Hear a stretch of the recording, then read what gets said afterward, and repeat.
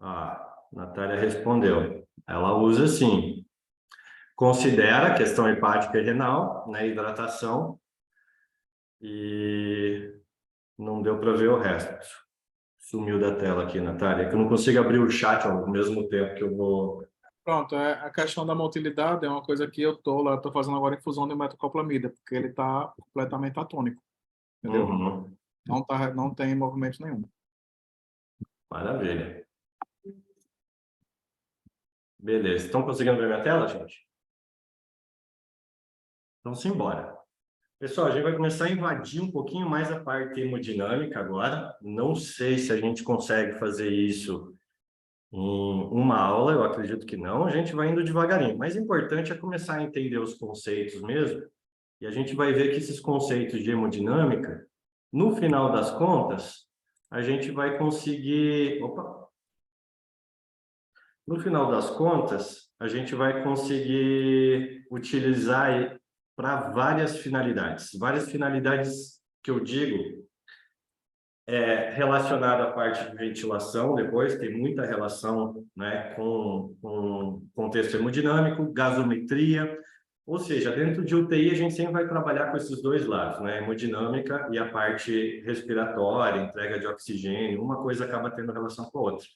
Mas o objetivo desta aula é a gente começar a entender alguns conceitos, né, sobre como que funciona toda a questão perfusional do paciente. Então, a gente vai dividir isso em macrohemodinâmica e micro, o contexto circulatório mesmo, para a gente saber se a entrega de oxigênio está sendo realizada para todos os órgãos e tecidos, que esse é o papel principal, principalmente dentro do paciente grave. Quando a gente fala de tratamento intensivo, né, o paciente ele chega numa condição de necessidade de entrega de oxigênio maior. Aquilo trouxe a gravidade do paciente a tal ponto dele ser admitido dentro de uma unidade dessa. Então, é sobre isso que a gente vai conversar e saber se a gente tem algum método que a gente pode estar usando a mais além desses conceitos, tá?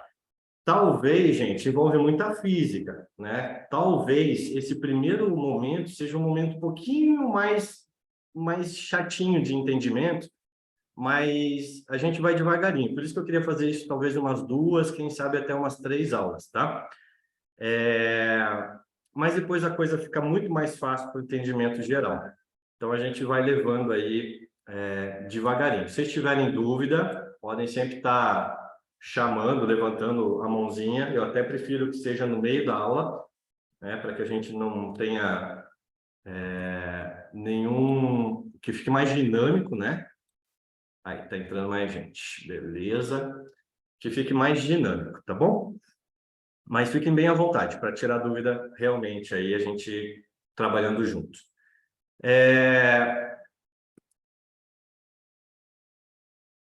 Deixa eu ver se eu consigo mudar. Beleza. A gente começa dividindo a circulação, gente, em 2 fases, tá? A primeira é circulação pulmonar, ou que a gente chama de pequena circulação. Então, ela vai envolver praticamente... Vocês conseguem ver meu mouse? Direção do mouse aqui? Eu não sei se ele fica uma bolinha. Dá para ver? Tudo vai começar aqui, ó, no átrio direito, tá? Então, o sangue ele vai chegar no átrio direito, retorno venoso. Eu vou falando bem devagarinho esses conceitos, para ir a gente revisando tudo. A Andressa entrando. Começo de aula vai ser assim, meio pausado. Vem da onde, gente?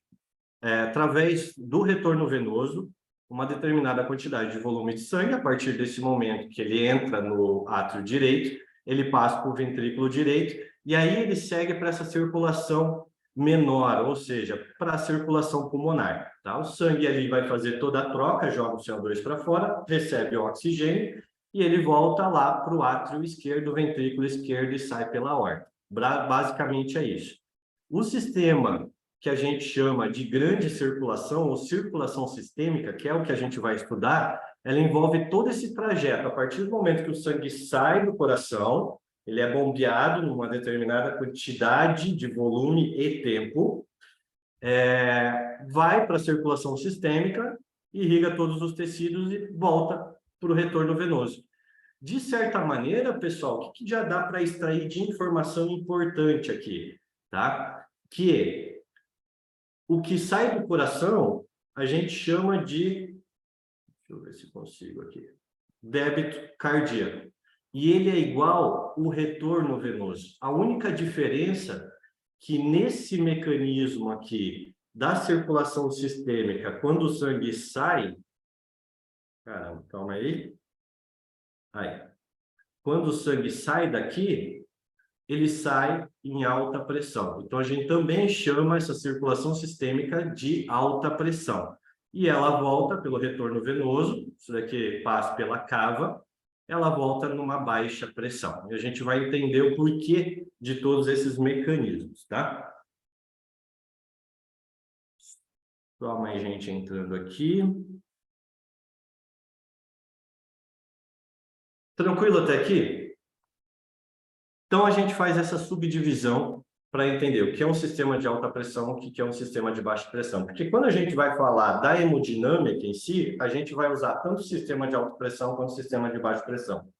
Isso é importante. Se eu faço uma análise, por exemplo, de uma pressão venosa central, eu preciso saber qual que é a pressão normal e as variáveis que podem estar influenciando essa pressão venosa central.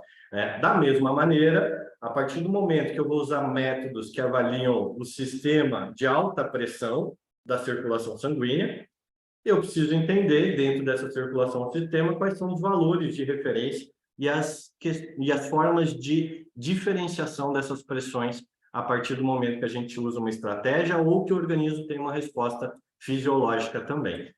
E é aquele mesmo mecanismo que a gente já conhece, né, da utilização de um método didático para avaliação disso, que é a mangueira, onde essa mangueira, a partir do momento que eu faço a abertura para ela sair água, ela vai sair uma determinada quantidade de volume de água, vai seguir todo um mecanismo de resistência durante a mangueira, e no final da mangueira, um determinado fluxo numa determinada velocidade.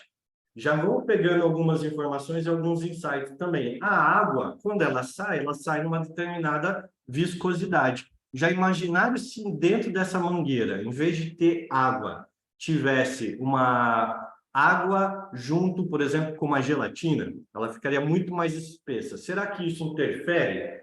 Essa viscosidade vai interferir, não vai interferir? Em todas essas forças físicas aí que a gente vai conversar. Tá? A partir do momento que eu aperto a ponta da mangueira, a tendência dessa água é sair a mesma quantidade de volume, só que numa velocidade maior, ou seja, o fluxo ele sofre uma aceleração, tá?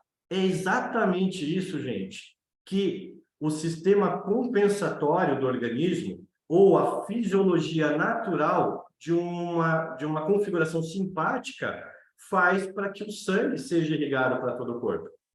Então, dentro dessas forças físicas, a gente vai entender o que é fluxo sanguíneo, o que é resistência, a capacitância desses vasos de contraírem, né, de serem mais complacentes ou não, e a própria pressão sanguínea, diferenciar isso entre pressão arterial, entre resistência e outros valores e variáveis que integram todo o contexto hemodinâmico, tá? Começando a falar um pouquinho sobre fluxo sanguíneo, a gente já pega aqui a relação que ele tem em quantidade, e se eu estou falando de uma fisiologia de um organismo vivo, a gente trata essa quantidade como volume, tá? Porque, mais uma vez, débito cardíaco é volume sistólico e frequência cardíaca.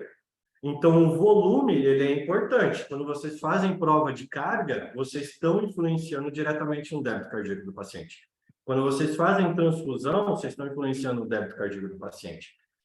E a própria fisiologia do paciente, quando tem variações nessas questões de quantidade sanguínea, o organismo ele tem outro mecanismo compensatório. Quem que é esse mecanismo compensatório que influencia o tempo? A frequência cardíaca do paciente, tá? Então isso aqui é tempo, e débito cardíaco é igual a volume sistólico e frequência cardíaca. Ponto. Isso daqui vocês já estão careca de saber, eu já passei várias vezes essas informações para vocês em outras aulas, e é justamente esse o objetivo. A gente vai jogando e vai começar a gravar. Dizem que, muitas vezes, para gravar alguma coisa, a gente precisa rever isso 21 vezes, né? Então, quem sabe tem aí, falta mais umas 5 ou 6 vezes aí vocês ouvirem falar desses contextos. É um pouquinho difícil a gente pegar todas essas equações, porque hemodinâmica é pura física e biologia envolvida, né? Pegar todas essas equações e decorar. Mas, conforme a gente vai revisando isso, vocês vão ver que daqui a pouco vocês estão bem tranquilos aí nessa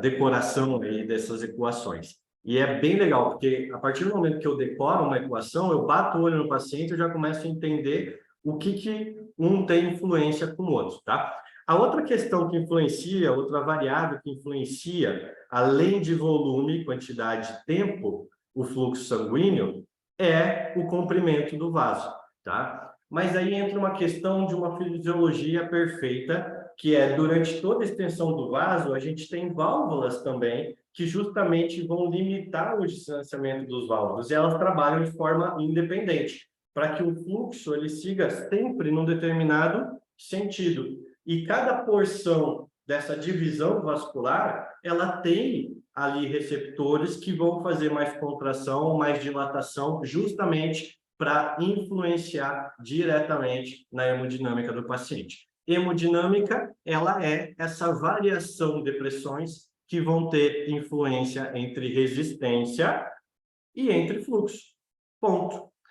E o fluxo sanguíneo é a gente inverter essa fórmula, essa equação, e eu entender que toda vez que o fluxo carrega um determinado volume, então gravem isso, fluxo sempre vai carregar volume, e aí logo, logo vocês vão entrar na parte de ventilação mecânica já entendendo 50% da ventilação mecânica, né? Fluxo carregando volume, o volume ele pode influenciar aonde? Nas pressões, ou seja, nessas variações de pressões, e também influenciar justamente na resistência do paciente, tá? Na resistência do vaso.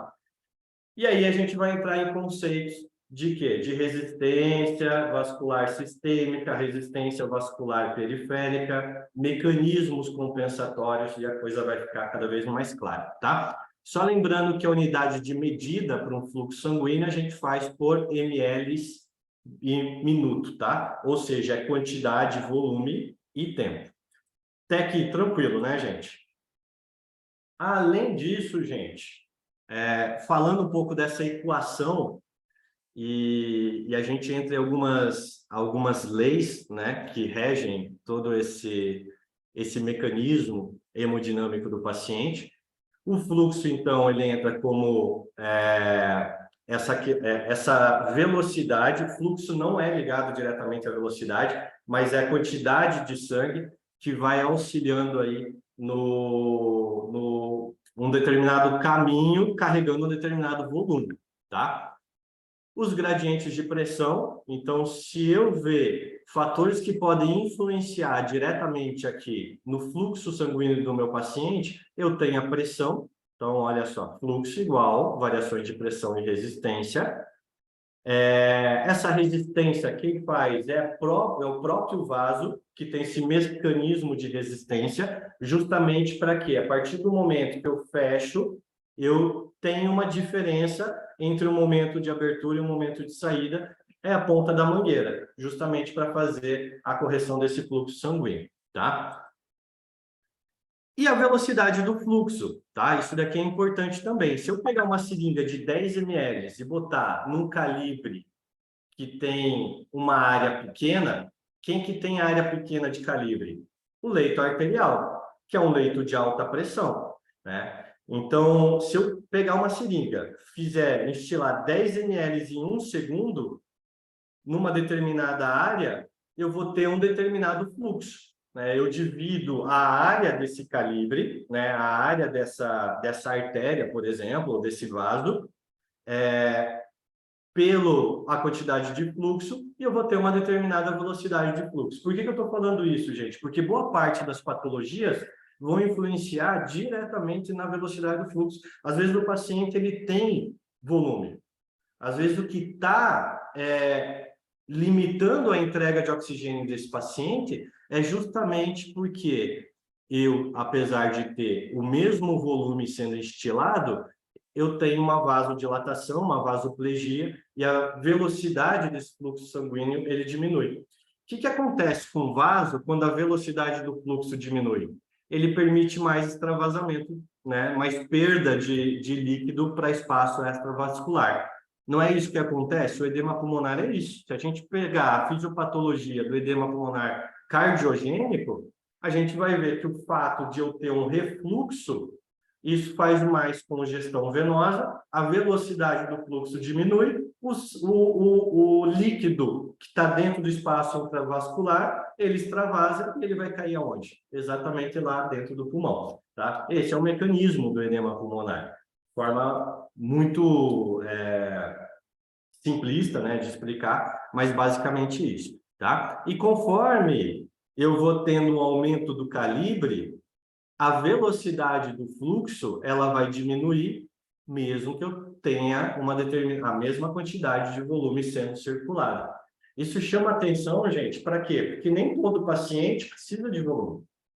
Esse eu acho que é um dos pontos mais importantes. E com os últimos estudos, a gente sabe que volume demais deixa o paciente em balanço positivo, e balanço positivo é mais nocivo do que balanço negativo em algumas situações, principalmente no paciente grave. Muito volume, a gente influencia na resposta inflamatória desse paciente, onde existe um mecanismo compensatório, não sei se já ouviram falar do conceito do glicocálix, né? E aí já está comprovado que volume demais influencia nessa proteína que auxilia na inflamação. Ou seja, volume demais, ultimamente, a gente tem visto que não é chegar no ponto do edema pulmonar.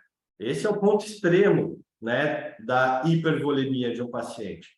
Mas é chamar a atenção que às vezes não falta volume, às vezes falta você mexer em outro mecanismo, nesse daqui, tá? E além disso, entender, né, se uma veia tem um maior calibre do que uma artéria, o retorno venoso, ele é a mesma quantidade de volume que sai, é a mesma quantidade de volume que entra, porque débito cardíaco está relacionado diretamente com o retorno venoso. O que influencia é na velocidade do fluxo. E aí eu pergunto para vocês, mas, puxa, por que o retorno venoso ele tem um calibre maior? Por que em tese, o fluxo ele pode voltar diminuído? Porque o sangue ele já circulou, a troca já foi feita, agora é só fazer a renovação. Né? Não tem aquela agilidade ou aquela rapidez para você fazer a oferta de oxigênio e entregar isso para tecido. Agora é só retorno mesmo. Tá? Então, essa relação ela tem essas variações. Eu mexo em área, eu altero velocidade. E se eu mexer em fluxo, em algumas situações eu também posso alterar a velocidade, tá? Dúvidas até aqui, gente? Falando um pouquinho agora dos tipos de fluxo sanguíneo, a gente tem dois tipos de fluxo, tá? Que é o laminar e o turbulento. O laminar é aquele fluxo que ele segue contínuo, né? Ele segue de forma laminar, ele não sofre obstáculos nem turbilhonamento. E olha só, falando de conceitos aqui, se a gente levar isso, aonde que tem envolvimento de fluxo na parte de oxigenoterapia? A gente sabe que tem um fluxômetro lá, onde eu faço oferta de oxigênio para o meu paciente. E fração de inspiração de oxigênio, ela tem relação com o fluxo, né? Então, o fluxo é mais a concentração de oxigênio. Quando a gente dá oxigênio, o fluxo, aumenta muito o fluxo, tentando aumentar a saturação do paciente, é isso aqui que acontece com o fluxo de ar, de oxigênio. Ele turbilhona. Por isso que existem algumas terapias que a gente chama de alto fluxo, né? Porque vai facilitar. Esse ar, quando ele sai do cilindro, vocês já colocaram a saída, o chicote de oxigênio, né? Em alta pressão de oxigênio. Não façam isso, tá? Mas por algum acidente perto, ele sai um fluxo muito gelado. Isso predispõe muito a fazer turbilhonamento desse fluxo. Imagine isso na via aérea do paciente. Né? Por isso que existem as estratégias de alto fluxo, que vai modificar a temperatura desse ar para ele entrar de forma mais laminar até o pulmão do paciente, tá? Mas é basicamente isso. Eu já falei de um dos fatores que podem influenciar no tipo de fluxo do paciente, que é a temperatura, tá? Esse fluxo turbulento, ele tem um padrão fisiológico também, né? Como ponto de bifurcação. Se eu for converter isso agora, e mais uma vez, a gente vai usar isso para a questão da estratégia respiratória também. Se eu for utilizar isso, né, na anatomia da via aérea, onde é que eu tenho um ponto de bifurcação que eu posso ter resistência? Chutem, gente. Aproveitem, vamos conversar. Quero bem didática essa aula. Carina, saída de bronco principal para entrada de broncos secundários. Então, o ar, ele sofre uma certa turbulência. Isso é fisiológico. Obstáculos naturais, como válvulas e válvulas. Até então, esse turbilhonamento do fluxo, ele é saudável. Eu acho que o Dani está aí? Eu acho que semana passada, né, Dani, a gente viu um paciente de ventilação e a gente analisava para ver se a entrada do ar dentro da traqueia até chegada dentro do circuito anatômico do paciente para a chegada do ar, se existia o quê? A onda parafusada. E aonde que a gente avalia, né, essa ondinha parafusada? Na curva de fluxo. Ó. Ela começa a ficar parafusada, que a gente chama, tá?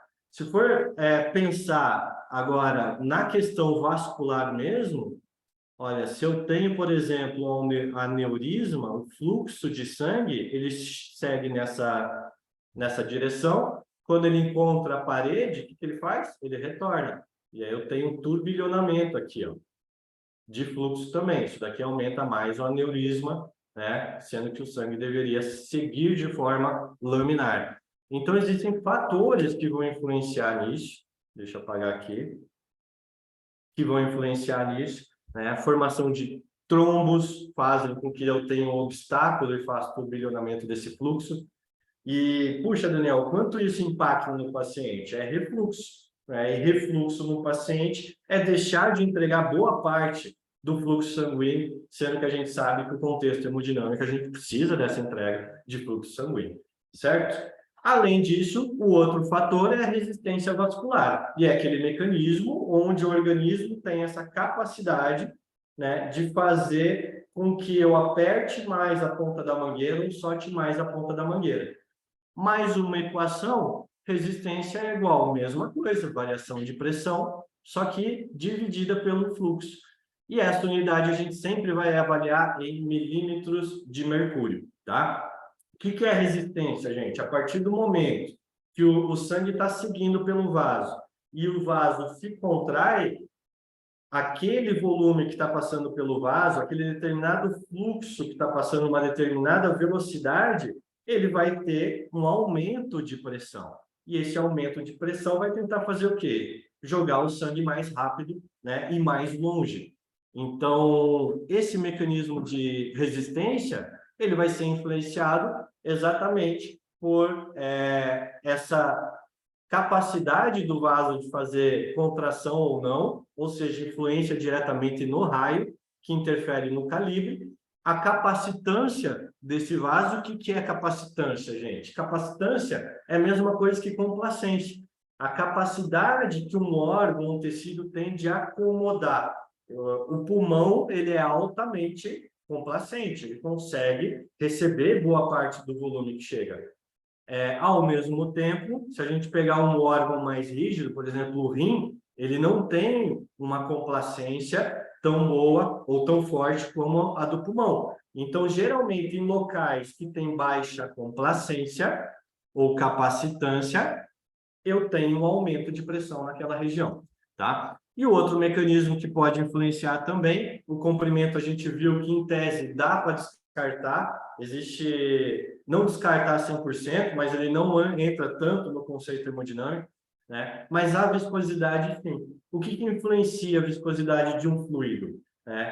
Eu posso ser influenciado pela temperatura, pela quantidade de soluto. Um óleo, ele é viscoso. Quando a gente liga o motor do carro, olha como a temperatura influencia. A gente tem que deixar, existe todo um sistema, né, que auxilia na termorregulação do fluido do óleo do carro ou do avião, por exemplo, para que ele chegue, ele tenha uma determinada viscosidade.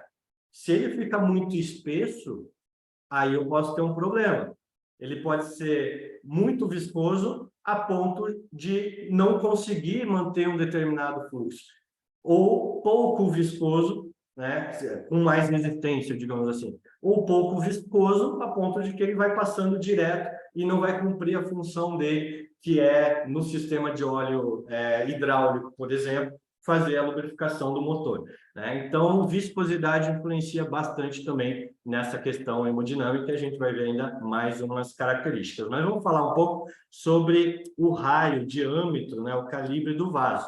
O mecanismo que vai ser influenciado, que influencia nessa variação, nessa diferença de pressão para fazer com que o sangue ele corra ou mais rápido e mais longe ou mais devagar em menor espaço, é a vasoconstrição. Isso é um mecanismo, gente, compensatório. De certa forma, o tempo todo o organismo ele está fazendo a liberação de catecolamina. O que são catecolaminas, gente? Me dê um exemplo de catecolamina. Quem chuta? Adrenalina e noradrenalina. Exatamente, adrenalina. Isso daí constantemente está dentro do mecanismo compensatório. E isso é uma estratégia que um paciente crítico, ele muitas vezes vai precisar. Ele perdeu essa capacidade compensatória. Então, olha só, o organismo está pensando o seguinte, eu preciso mandar mais sangue, eu preciso melhorar o débito cardíaco, porque débito cardíaco tem influência com quem? Com entrega de oxigênio.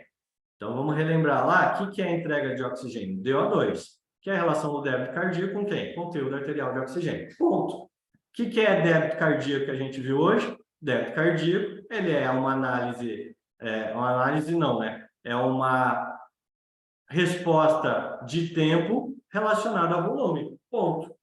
Então, o mecanismo compensatório ele vai influenciar exatamente a adrenalina, por exemplo, influencia onde? No volume? Não. Ela influencia, por exemplo, na frequência cardíaca ou em outras variáveis do débito cardíaco na questão compensatória, que a gente já vai ver mais para frente, tá? E o que pode fazer mais vasoconstrição? Hipotermia. Então, hipotermia pode fazer que o vaso tenha mais vasoconstrição, mais um fator de alerta para que dentro de um paciente grave eu entenda que muitas vezes eu posso estar numa resposta mais desregulada ou não, tá? Termorregulação é importante dentro de um paciente grave. E a vasodilatação? Vasodilatação é a mesma coisa, ganho de calor, né? Então, onde que eu tenho ganho de calor? Inflamação, por exemplo. Ou o paciente que hipoventila, ele hiperaquece, ou o paciente atrogênico, a gente não ambientou, então a gente sempre fala, UTI gelada, paciente quente, né? A gente tem que manter o paciente quente, mas não em hipertermia. Se passar disso, eu estou estimulando vasodilatação nesse paciente. CO2, né? CO2 inflama, por isso que CO2 é uma análise muito legal para a gente ter dentro lá da nossa rotina de paciente grave. Né? Histamina ou mediadores inflamatórios. E aí entra uma gama de mediadores inflamatórios. Né? Eu tenho o fator de necrose tumoral, eu tenho a própria histamina. Em tese, pessoal, uma vasodilatação, olha, todos esses fatores aqui, aonde que ele pode medir uma resposta quando ela é desregulada? Quem chuta uma síndrome que faz isso daqui, ó? Uma síndrome que, de certa forma, inflama o paciente, uma condição geral. Choque anafilático. Quase, e o choque também, ele vai ter influência. Mas, por exemplo, fatores Uma reação alérgica tipo 2. Oi? Uma reação alérgica tipo 2. Reação alérgica também pode influenciar. Mas falando propriamente de uma síndrome, isso daqui, ó, SIRS, resposta inflamatória sistêmica. Eu tenho um monte de liberação de mediador inflamatório de forma exacerbada. Eu tenho aumento de temperatura. né? Ou seja, por isso que os scores que a gente usa para... Olha como uma coisa vai sendo interligada à outra, né? Os scores que a gente usa para a parte de análise, né, para alerta de SIRS, é quem? Frequência cardíaca, frequência respiratória, tem relação com hemodinâmica? Totalmente. Temperatura retal e daí o leucograma, né? Ou seja, tudo isso são mecanismos que muitas vezes podem ser compensatórios ou não, influenciam onde? Calibre. Tem mais locais que podem influenciar? Com certeza, vamos ver mais alguns, tá? Mas a ideia é entender justamente isso. O calibre tem uma importância enorme. Um paciente em choque, gente, ele vasodilata. Ele perde essa capacidade, né, de manter esses mecanismos compensatórios à vasoconstrição. Ou, por outro lado, se eu uso muito mecanismo compensatório, estou simulando o sistema simpático do meu paciente através do que? Vasoconstrição, coloquei noradrenalina, eu posso fechar tanto esse vaso que isso vai influenciar diretamente aonde? Aumentando tanto a resistência, eu tenho relação com o fluxo. Às vezes eu interrompo o fluxo. E aí que é um dos perigos, né? Fazer a interrupção de um fluxo sanguíneo. Ainda falando da viscosidade do paciente, tá? Então, ela é diretamente proporcional com a resistência. Se eu aumento a viscosidade, eu tenho, digamos assim, mais dificuldade de fluir o sangue e eu aumento mais a resistência na parede do vaso. Então, fluidos mais viscosos, eles tendem a aumentar essa resistência, não com o mecanismo de resistência do vaso propriamente dito, né? Mas com a parede do vaso. A gente faz uma analogia simples. Se eu pegar a água e ficar fazendo assim com o dedo, ela não é tão viscosa, né? Eu tenho a densidade da água, a viscosidade da água, ela é 1, com densidade 1, por exemplo. Agora, se eu coloco, por exemplo, glicose, já perceberam que começa a ficar mais grudento, viscoso? Então, isso vai aumentando a resistência também. Então, quando eu vou fazer alguma terapia que vai ter influência na viscosidade, já me dá um alerta. Opa, eu posso estar aumentando a resistência vascular. Por isso que as coisas têm que ter cautela, né? Ela é diretamente relacionada com resistência. Então, viscosidade, relação com resistência. Causas que podem diminuir isso. Se a água ela é pouco viscosa, um sangue que é feito de plasma e de células vermelhas, se eu diminuo a quantidade de células vermelhas, vai sobrar mais o quê? Mais água. Então, ele fica mais viscoso. Já ouviram falar do conceito de hemodiluição do paciente?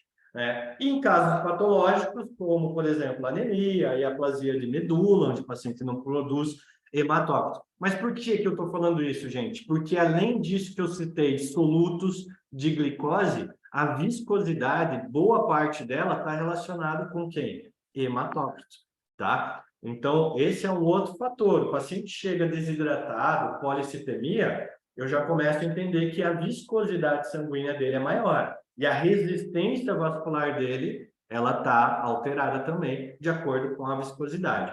Paciente com hipercolesterolemia, né? Então, são várias situações que vão aumentando viscosidade no meu paciente. Olha só que interessante essa curva aqui de viscosidade. Um hematócrito aqui médio, né, dentro de uma referência padrão de 40, ele tem uma determinada viscosidade aqui, ó, 3, 4.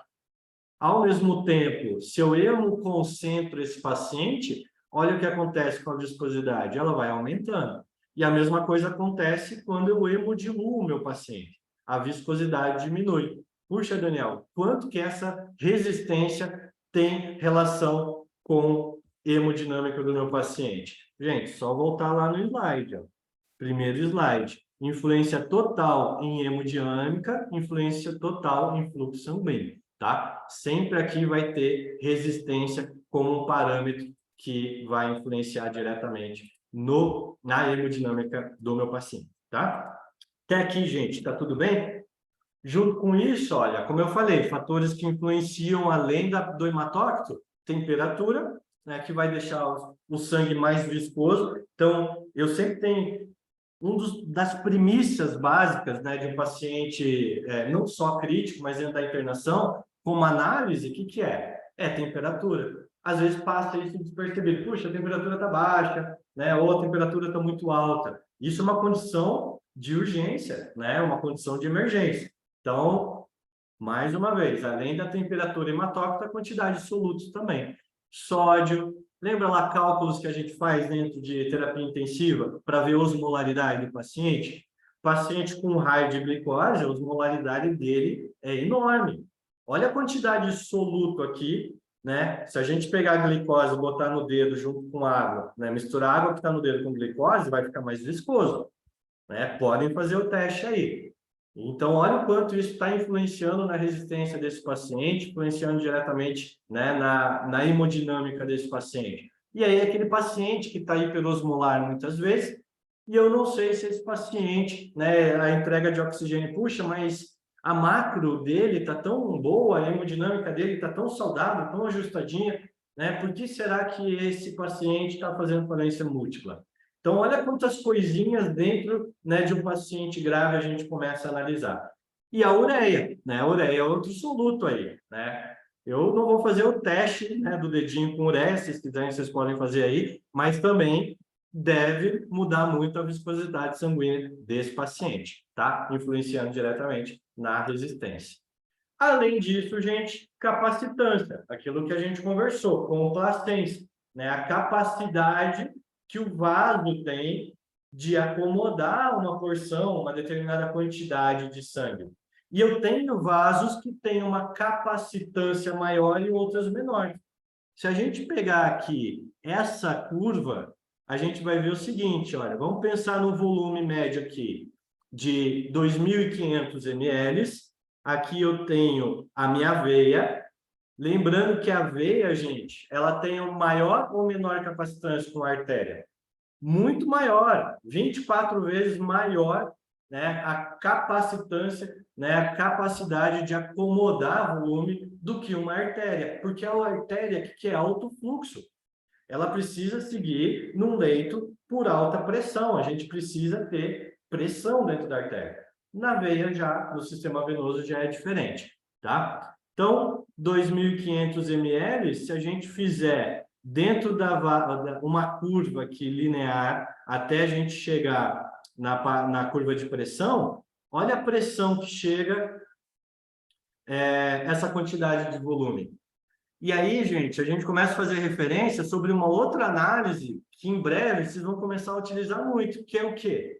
Pressões venosas. Isso é muito legal. Eu preciso saber qual que é a pressão da veia. Se eu perco o volume, eu estou perdendo a pressão venosa. Se eu dou muito volume, eu estou aumentando a pressão venosa.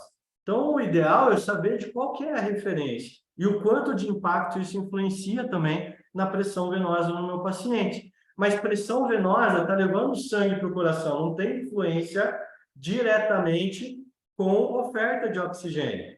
Mas retorno venoso é igual a débito cardíaco. Se eu influenciar em retorno venoso, eu influencio diretamente em débito cardíaco. E pensando no leito arterial, a menor qualidade, porque ele acomoda menos volume, o leito arterial, e aí uma quantidade de volume. Se eu fizer 100 ml a mais, ele já vai influenciar na pressão arterial. Olha como essa curva ela é dinâmica. Ela sobe um pico muito rápido aqui, porque pouco volume que eu dei para o meu paciente, ele já influencia demais aonde? Na pressão arterial. É aquele paciente que chega com 65 de PAN, de pressão arterial média, se faz uma prova de carga, ele sobe para 85. Justamente por isso. Puxa, uma prova de carga, 10 ml por quilo. Né? Se eu dei 100 ml, muitas vezes se sobe já 20, 30, dependendo da situação, 30 milímetros de mercúrio.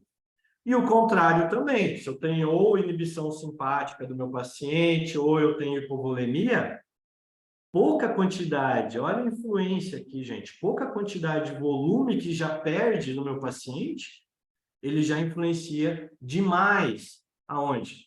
Na pressão do meu paciente. tá? Então, complacência é essa relação entre volume e pressão. Vocês já usaram o ventilador mecânico?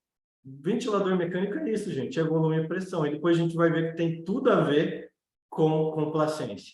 E um outro mecanismo que é resistência. Então, daqui, gente, de uma aula de hemodinâmica, vocês já vão entrar muito mais tranquilos na parte de ventilação mecânica também, tá? Dúvidas até aqui, gente? Vocês estão me ouvindo? Só me dá um ok se está tudo certo. Então, Certo. gente, eu estou gravando? Ok, ok. Tô Tá gravando. gravando, sim. Nossa, que susto. Então tá bom. O que mais, gente, que influencia nessa questão macrohemodinâmica? A gente nem chegou em perfusão, tá?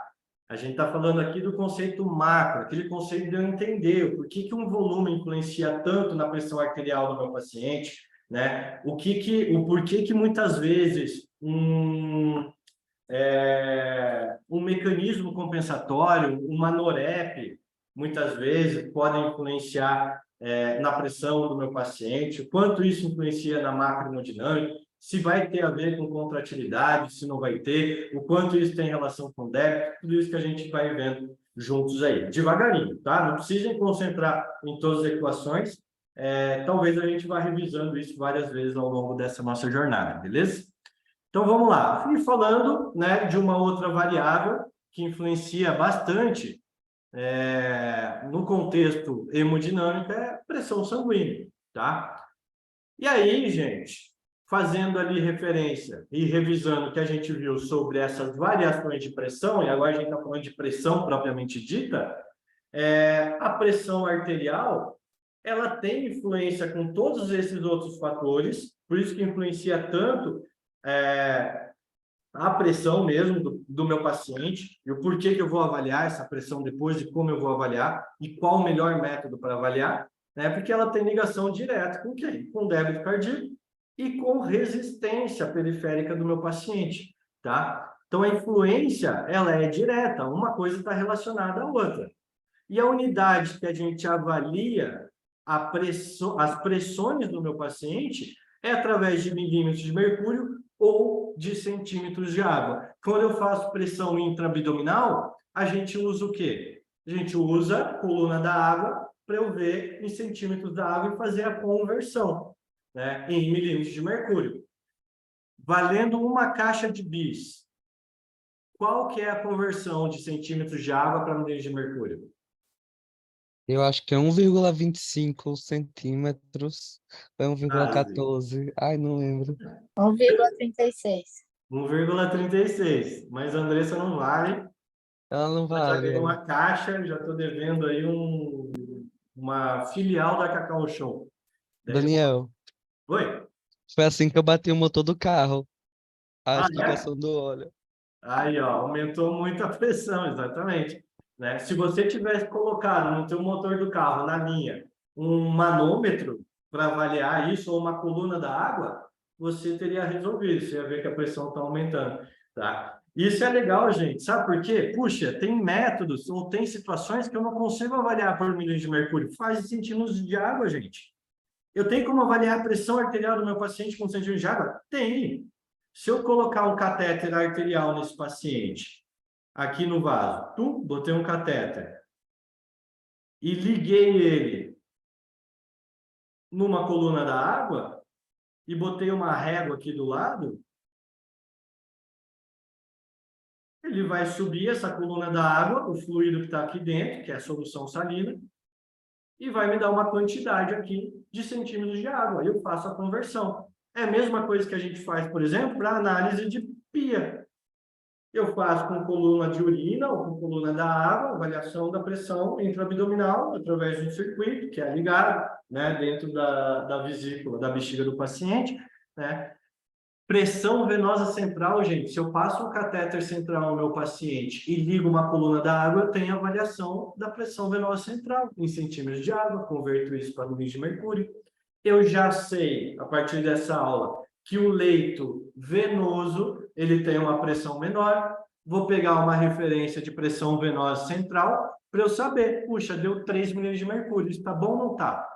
Sabe por quê, gente? Porque tem muita questão relacionada à fluido-responsividade, que é algo bem legal para a gente trabalhar dentro de UTIs, que eu vou precisar de vários métodos de análise. Às vezes eu não tenho ecocardio o tempo todo ali à beira-leito. Um dia, quem sabe, teremos. Mas a gente sabe que não é simples assim. A gente talvez vai ter métodos para avaliar a responsividade a fluido, que são um pouco mais invasivos, e a gente já vai falar deles, né? Mas que eu consiga correlacionar e entender, tem volume chegando ou não, falta volume ou não falta volume. Por quê? Porque se eu pegar só o marcador de pressão arterial do meu paciente, isso é pouca informação para um paciente que é grave. Isso daqui é informação isolada para eu ver normotensão ou gerar alerta dentro da minha enfermaria. Aí tudo bem. Agora, eu colocar um Doppler no meu paciente grave e ter só análise de uma pressão sistólica, gente, não é o suficiente. E a gente vai ver o porquê disso e como avaliar. A gente vai abrir mais esse leque de avaliação hemodinâmica. Porque hemodinâmica é tudo, né? Hemodinâmica e entrega de oxigênio é tudo. Essa é a única forma que a gente tem estratégia para conseguir fazer com que o nosso paciente tenha mais sobrevida. E esse é o nosso objetivo. Ele já chega crítico. E a gente sabe, muitas vezes, o padrão do paciente que é encaminhado para uma CTI, né, para uma unidade de cuidados intensivos. Ele já chega numa maior gravidade.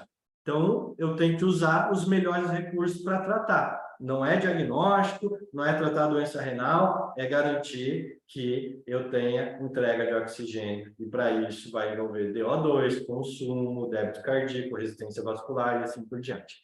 Beleza? Dúvidas, minha gente? Olha só que legal, gente, essa análise aqui, pensando, né, lá no nosso sistema circulatório, grande sistema, e também do pequeno sistema, que é o sistema pulmonar, mas começando lá pela aorta. A aorta é onde o sangue sai, a contração, ventrículo contraiu, coração contraiu, na sístole, ele sai numa pressão alta. Ele sai em alta pressão. Então, essa ponta aqui, esse ápice dessa curva, ela é o quê? Ele é o momento da sístole, diástole, sístole, diástole, sístole, diástole. Ó, variando entre 115 aqui, ó, e 80. Isso, sistólica e diastólica. Esse pontilhado do meio é minha curva média, pressão média, que a gente já vai entender as limitações da minha PAN, tá? O porquê que eu vou utilizar a PAN e que casos que eu posso utilizar a PAN. Grandes artérias ainda em alta pressão, ó, tá vendo? Por quê? Porque existe mecanismo justamente do que dentro da artéria? De resistência. E resistência não é relação com pressão? Então, se tem volume, ponto, tranquilo. Porque fluxo é volume, é resistência, é gradientes, variações de pressão, tá? Então, se eu tenho volume numa normotensão do meu paciente, as grandes artérias, através desse mecanismo, né, vasoconstrictivo do paciente, mantém essa pressão alta justamente para chegar aonde? Chegar lá nos capilares e entregar para todos os tecidos. Esse é o objetivo, tá? A partir do momento que chega no capilar, vênula, olha, já começa a diminuir, já começou a entrar aqui em vaso. Então, o vaso, a gente já descobriu que a pressão ela é menor. E ele já começa a diminuir a pressão, né, até chegar na cava. Por que a pressão da cava diminui e a pressão de uma vênula, que é muito menorzinha, é maior ainda do que uma veia cava? O que tem influência aqui na pressão do meu paciente? Calibre, gente. Calibre da cava aqui, muito mais alto, muito mais complacente, acomoda muito mais volume. E aí entro lá no meu leito pulmonar, isso aqui é importante também, né? Eu consigo entender quais são as pressões que estão lá dentro da minha artéria pulmonar. Por quê? Porque isso é uma medida, gente, altamente hemodinâmica, uma forma de avaliação altamente que influencia altamente diretamente aonde? No débito cardíaco do meu paciente, tá?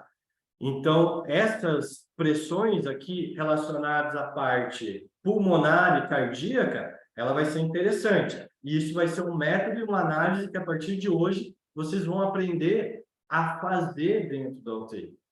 Ah, mas eu não tenho ecocardio, não tenho ultrassom, né? Para fazer um point of care, para fazer um VetBlue. Tranquilo. A gente tem cardiologistas, a gente só vai extrair dados e informações, né? Eu já sei quais são os valores de referência, e aí eu consigo conciliar. Mas por que a pressão do átrio direito está mais aumentada? Né? E a gente começa a fazer essa análise. Cara, é muito legal. Se for parar para pensar e eu tiver condições dentro da minha UTI de sentar e analisar tudo isso, vocês vão ver que é informação demais que às vezes a gente perde e que pode ser altamente benéfica para a minha estratégia terapêutica, né, em relação àquele paciente. E junto com isso, né, falando de pressão arterial, que eu acho que a pressão arterial realmente é uma das maiores formas de avaliar o sistema cardiovascular do meu paciente, né? Mas a gente tem aí a extração também, a possibilidade de uma média. Olha, essa curva aqui é parecida com qual curva? Vocês lembram? Quem chuta, gente? Parece a de oximetria, né? Parece exatamente isso. É uma curva de pulso. E a oximetria é a mesma coisa. E o que é a oximetria? Tem, inclusive, aqui uma incisura. E essa incisura representa o quê? Olha só, da aula passada, vocês lembram que a gente falou da curva de oximetria, pletismografia, né? Análise que a gente pode utilizar como estratégia de curva no meu oxímetro. Nossa, se eu tenho essa curva aqui, gente, isso daqui é uma curva de pressão invasiva, e isso é outra coisa que a gente não tem como abrir mão dentro das unidades de cuidados intensivos, tá? Aqui é o momento de fechamento aórtico. Ele começa, ele atinge um ápice, faz um platô, a partir do momento que ele começa a descer, isso aqui representa o quê, gente? Representa a sístole. Aqui é diástole, deixa eu pegar a caneta. Então, aqui, ó, até esse momento aqui, ó, tá? Diástole, tá vendo? E aqui, sístole. Isso aqui, ó, diástole e entre sístole, eu tenho um ciclo cardíaco. O que isso aqui representa, gente? Tudo isso aqui, ó. É volume. Isso é volume. E tem tudo a ver com a hemodinâmica do meu paciente. Agora, por que a equação que eu tenho para análise de pressão arterial, ela é diferente de pressão arterial média, para calcular a média, não estou me dando bem com esse treco. Média, ela referencia 2 vezes a pressão diastólica. Que vocês não concordam que esse tempo, isso aqui é tempo, tá? E tempo é o que, gente? Frequência cardíaca. Frequência cardíaca está onde, gente? Débito cardíaco. Tem tudo a ver. Uma coisa a gente vai ver que tem tudo a ver. Esse tempo, ele leva 1/3 da diástole. A sístole é mais rápida. O coração bate porque ele tem que jogar, bombear o sangue em alta pressão. O retorno venoso, a diástole, é o tempo de enchimento. Ele aguarda de um sistema de baixa pressão vir todo o sangue fazer o enchimento. Então, eu tenho uma sístole e uma diástole um pouco mais devagar. Sístole e diástole. Até no gato, por incrível que pareça, é assim, tá? Que o gato sempre faz assim, você tem que fazer em slow motion para entender esse mecanismo. Mas também a gente faz análise, né, através dessa equação. Então, a pressão arterial, gente, ela ajuda a gente fazer o entendimento da relação entre o que é resistência vascular sistêmica justamente com débito cardíaco. Por quê? Porque tem a ver com volume, tem a ver com tempo, tem a ver com mecanismo de resistência, tem a ver com pressão venosa central, e a gente já vai falar disso também, tá? Mas para vocês, caso vocês não tenham, né, essa fórmula, essa equação é importante, porque quem tiver ouvido mais treinado e utilizar Doppler como método de avaliação da pressão arterial, o que vocês ouvem no Doppler lá? A pressão, o som de uma sistólica. Então, eu faço insuflação no meu paciente, a partir do momento que ele faz interrupção, né, o manguito faz interrupção do fluxo, a partir do momento que ele vai soltando, vocês vão começar a ouvir o E se vocês tiverem ouvido treinado, vocês conseguem ouvir a diastólica.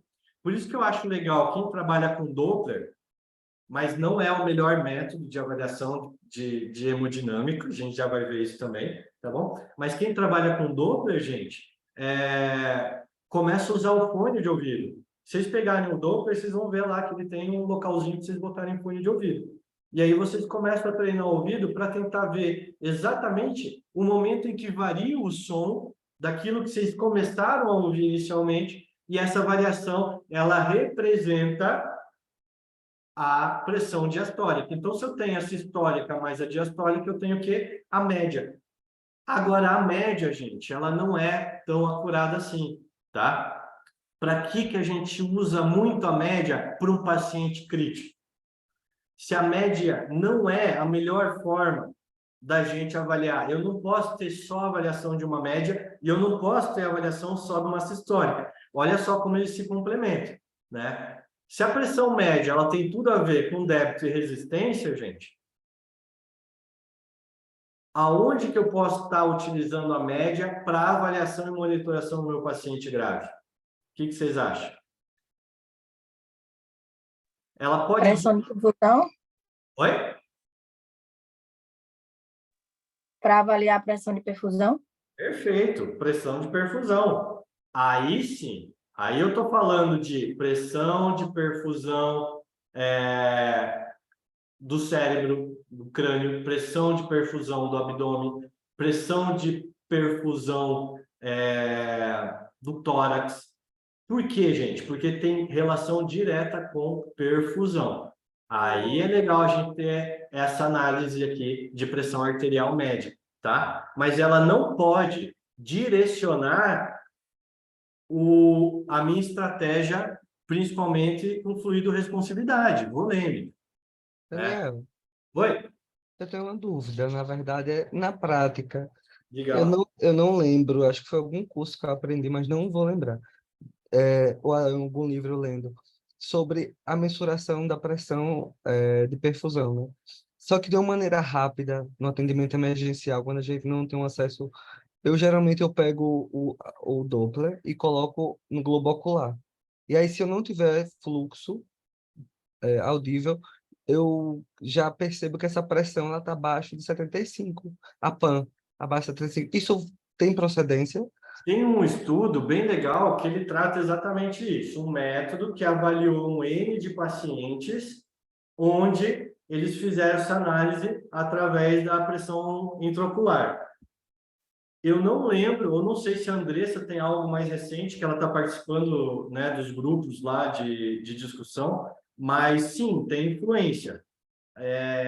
Como em uma estratégia de fluido responsividade para uma terapia de emergência, num pronto atendimento, eu acho super legal. Agora, como estratégia dentro da UTI, não indico. Eu vou pegar exatamente fatores que influenciam diretamente no débito. Não, na emergência mesmo. Na emergência eu acho que é um parâmetro que é legal. Agora, dentro do paciente UTI, daí a gente vai correlacionar com outras variáveis, que são essas que são chamadas de padrão ouro daí, né? Para a gente poder abordar melhor o paciente. Agora, no pronto atendimento, eu acho bacana. Acho bacana. Tem alguma coisa, Andressa, sobre isso? Não ouvi nada falando recente, não. Nenhuma publicação recente. Posso dar uma pesquisada. Qualquer coisa a gente vai atrás também. Mas dentro dos papers para a área de terapia intensiva, talvez não seja um método, né, bem indicado para minha tomada de decisão, né?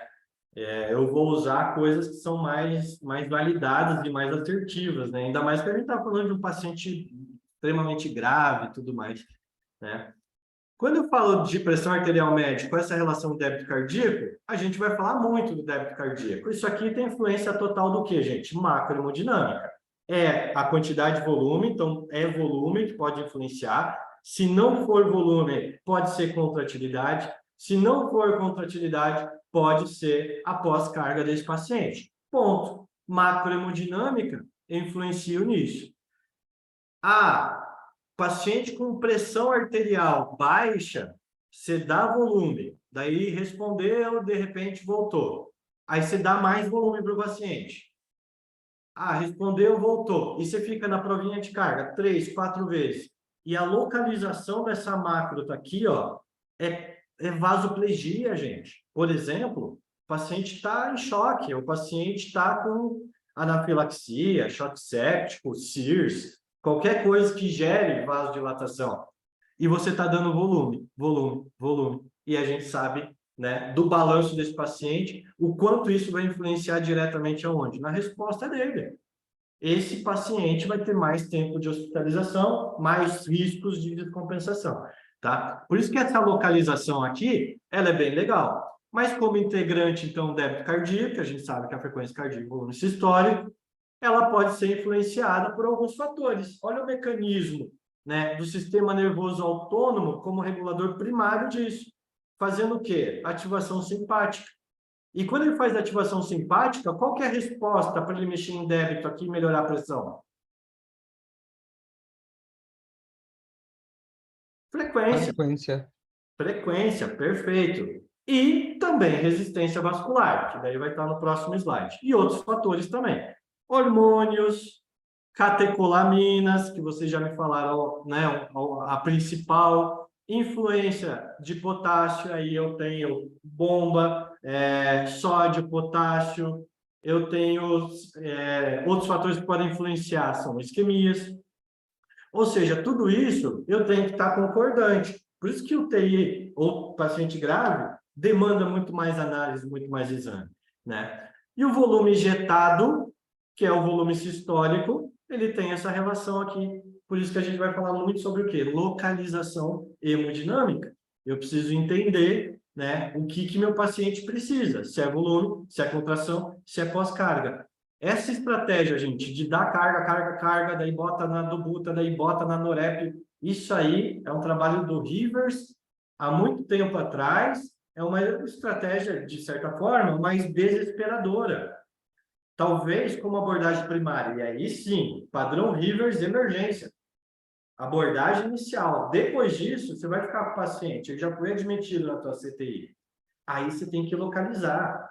E aí a gente vai ter que buscar, porque vocês vão ver o quanto também a atuação, muitas vezes, de catecolamina, gente, para mimetizar o sistema simpático do meu paciente, pode influenciar onde? Na hemodinâmica. Então, às vezes, a gente acha que está fazendo bem, mas, na verdade, a gente está fazendo mal, seja com volume, seja com inotrópico positivo, né, seja com pós-carga. Puxa, Daniel, você está falando de um conceito aqui impossível. Não, estou falando aqui de estratégias que vocês vão conseguir, se Deus quiser, fazer dentro das unidades de vocês, tá? E, além disso, resistência vascular, né, que também vai influenciar diretamente na pressão arterial média do meu paciente, né? Como anatomia vascular, os locais da própria parede do vaso que fazem secretação de hormônios, e também eu tenho baroreceptores ou fatores neuromorais, que são os mais conhecidos para essa regulação da resistência vascular. Sistema nervoso autônomo, né? Sistema renina-angiotensina aldosterona, hormônio antidiurético, catecolamina, ou seja, olha como o organismo ele é perfeito e como ele usa milhões de estratégias, né, para influenciar diretamente nessa questão de resistência vascular. Por quê? Porque ele prioriza, gente, débito. É por isso que o paciente que ele passa por um momento de estresse, seja fisiológico, por trauma, seja ambiental, né, mecanismo de luta e fuga, independente do que seja, a primeira reação que ele faz é pensar no débito. Vaso constringe, volume para a circulação central, faz resistência, aumenta a frequência cardíaca e vamos lá, né? Vamos reagir. É isso que o organismo faz. Massa, né, gente? Hemodinâmica é muito legal. E um dos últimos conceitos que eu quero passar para vocês, de toda essa macro, essa análise sobre os conceitos da hemodinâmica, é os gradientes de pressão. Que a gente vai ver que muitas vezes a influência dessas diferenças de pressão, seja mudando o fluxo do paciente ou o mecanismo diretamente atuante, né, nesses mecanismos compensatórios ou nesse mecanismo de pressão, ele influencia demais. Ó. Se eu aumentar a resistência em 2 vezes, Olha como eu tenho um aumento de pressão aqui no meu paciente. Então, vamos lá. O que pode influenciar diretamente? O sistema de alta, essas variações de pressões, quando elas são fisiológicas, o próprio organismo, através da pressão arterial e do retorno venoso. Importante lembrar que pressão venosa ela é menor do que a pressão arterial.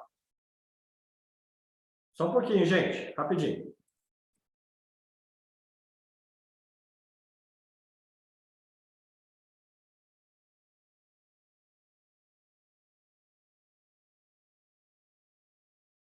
Agora sim. Desculpa, estava acabando a bateria aqui, gente. Vocês estão me ouvindo? Sim. Sim, tá ouvindo. Estava nesse último slide, beleza. Então, essa variação da pressão, a gente viu que influencia diretamente no fluxo do paciente, né? Então, qualquer mecanismo que eu faça que altere a pressão ou o fluxo, né, eu estou mexendo diretamente em resistência do meu paciente e alterando os gradientes de pressão. Qual que é a nota mais importante disso, gente? Que a tendência é que sempre ambientes de maiores pressões sigam para ambientes de menores pressões. É isso que acontece. O leito de alta pressão vai chegar um momento que ele vai partir para um leito de pressão menor. Vocês já pensaram se o mecanismo venoso, de retorno venoso, ele fosse numa pressão maior? Ou seja, é a mesma coisa que eu fazer um contrafluxo do meu paciente. Um contrafluxo, onde a pressão ela é maior do que a pressão de saída, a pressão de chegada é maior do que a saída, o sangue não circula. Perdeu o fluxo, gente, perde volume, perde velocidade, perde perfusão, perde hemodinâmica, perde macro, perde micro, ou seja, uma coisinha acaba mexendo na outra, tá? Por enquanto, pessoal, tá tudo bem? Deixa eu ver que horas são. Tá tranquilo. 9h14. Vocês aguentam aí mais um pouco? Querem dar uns 5 minutinhos, gente? Ou vamos tocar direto?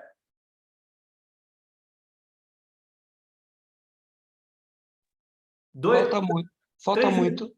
2 Como é? minutinhos. 2 minutinhos. 2 minutinhos, vocês irem no banheiro, a gente volta, então. Valeu, até daqui a pouco. 21h16. Boa, 21h18, estamos aí.